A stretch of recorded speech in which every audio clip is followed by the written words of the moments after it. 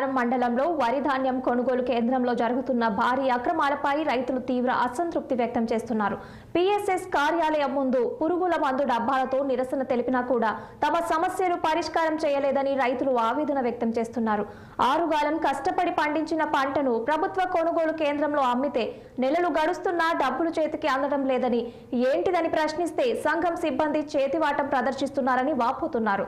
సహకార సంఘం సిబ్బందిపై తగు చర్యలు చేపట్టి సస్పెండ్ చేయాలని, నిర్లక్ష్యంగా వ్యవహరించిన అధికారులకు బుద్ధి చెప్పి తన ధాన్యం డబ్బులను ఇప్పించాలని ప్రభుత్వాన్ని డిమాండ్ చేశారు.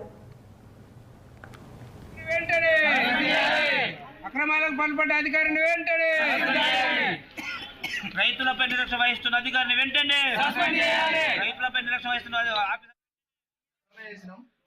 ఎలాంటి అధికారులు మాకు రెస్పాండ్ చేయలేదు. మరియు మరి ఇక్కడ అధికారులు మా యొక్క పైసలను అధికారులు ఎక్కడ ఎండగొట్టిరు ఏందనేది మాకు తెలియదు. ఇప్పుడు రాజన్న సిఓ రాజన్న గారు ఇప్పుడు మాకు సంబంధం లేనట్టు మాట్లాడుతున్నారు.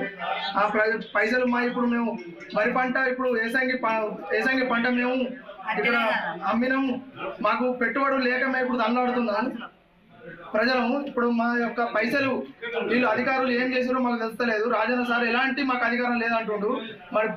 మరి సీఎం రేవంత్ రెడ్డి స్పందించాలి.